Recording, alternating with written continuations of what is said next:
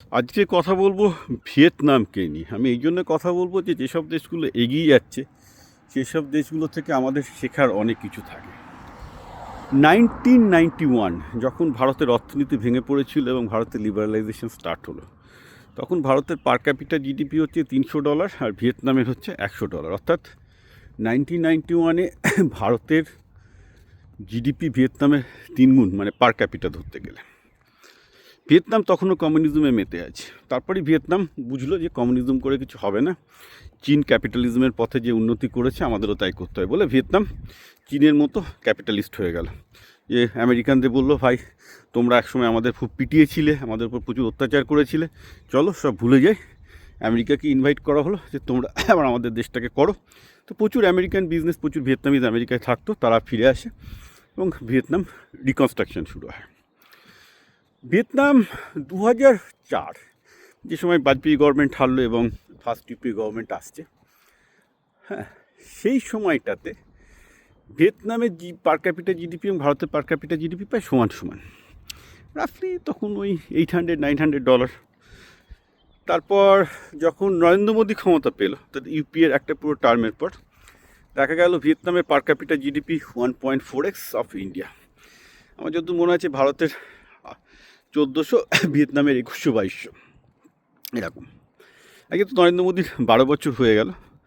এখন ভিয়েতনামের পার capital GDP ভারতের 2.6, $6,000 কাছাকাছি, বা তার একটু বেশি বোধ হয়, $7,000 কাছাকাছি ভিয়েতনামে। ভারতের অনেকেই ভিয়েতনামে কাজ করতে গেছেন, আইটিতে কাজ করেছেন। ভিয়েতনাম দেশটাকে এখন তারা ভালো করে জানেন যে দেশটা কীভাবে দ্রুত গতিতে এগিয়ে চলছে। এবং এই নয়, আমি বলছি না যে ভারত এগোচ্ছে না, কিন্তু একটা জিনিসের থেকে শেখার আছে। সেটা হলো এই যে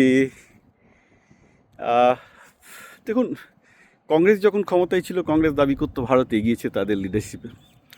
বিজেপি মোদী গভর্নমেন্টের 12 বছর হয়ে গেল, মোদী গভর্নমেন্টও দাবি করে ভারত তাদের এগেনস্টে ভালো করে এগিয়েছে। কিন্তু আমরা যদি যে দেশগুলো সফলভাবে এগোচ্ছে, যেমন চীনের সাথে যদি কম্পেয়ার করি, ভিয়েতনামের সাথে যদি কম্পেয়ার করি, দেখবো যে ভারতের পারফরমেন্স কিন্তু এমন কিছু ভালো নয়, খুবই অর্ডিনারি পারফরমেন্স। রাদার ভারতের পারফরমেন্স কিছু আফ্রিকান বা সাউথ এশিয়ান দেশগুলোর সমান, not that top performing Vietnam ও চীন। ভারত একটা মিডল র্যাঙ্কের পারফর্মার।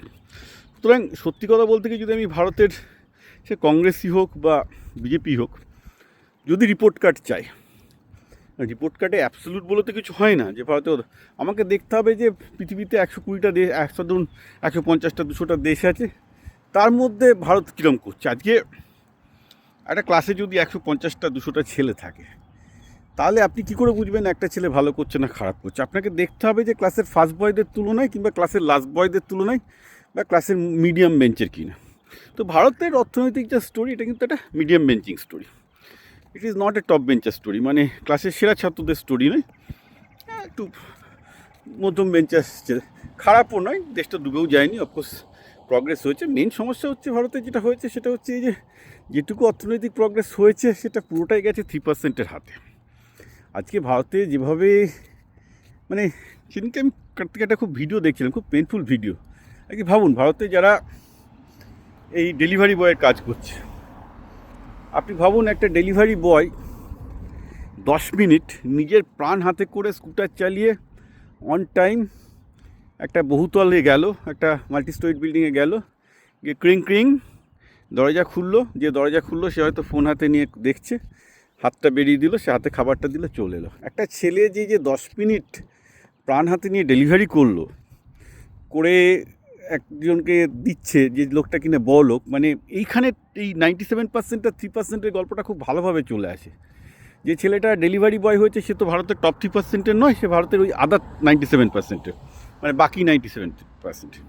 এবার সে যে কাজটা করলো নিজের প্রাণ দাও লাগিয়ে, নিজের প্রাণ হাতে নিয়ে ছুটে গিয়ে, স্কুটার নিয়ে ছুটে গিয়ে 10 মিনিটে ডেলিভারিটা করছে, গিয়ে যখন দিচ্ছে, যে নিচ্ছে, যে 3% লোকটা যে একটু আপার ক্লাসের, হয়তো সে একটা বড় আইটি ইঞ্জিনিয়ার হয়ে গেছে বা ফাইন্যান্সিয়াল অ্যানালিস্ট হয়ে গেছে, যার জন্য সে টপ 3%-এ ভারতে ঢুকে গেছে।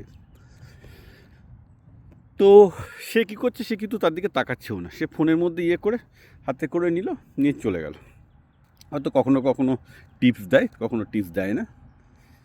তো ব্যাপারটা হচ্ছে কি, ভারতের এই যে টপ 3% আছে, যারা ভারতে কম্পারেটিভলি ফিনান্সিয়ালি ভালো আছে, তারা এই যে ভারতের লেস 97% কীভাবে আছে, কেমন করে আছে, সেগুলো নিয়ে ভাবেই না। এক্সেপ্ট এই ভোট আসলে তখন, কারণ ভোটটা তো 97%ই দেবে, তখন তাদেরকে গুচ্ছ গুচ্ছ মিথ্যা কথা বলা, ভাতার প্রতিশ্রুতি এই দিয়ে চলছে। It's a very sad fact.